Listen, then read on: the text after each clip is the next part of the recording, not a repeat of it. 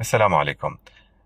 صيانة 320 ألف كيلومتر لسيارة لكزس LS 460 موديل 2010. السيارة مواصفات أمريكية. حأعمل مجموعة من الفيديوهات عن الصيانات اللي بدي ساويها على هذه المسافة 320 ألف كيلومتر. تتضمن تغيير مجموعة من الزيوت وصيانة الفرامل والتشيك على زيت الفرامل وسائل التبريد.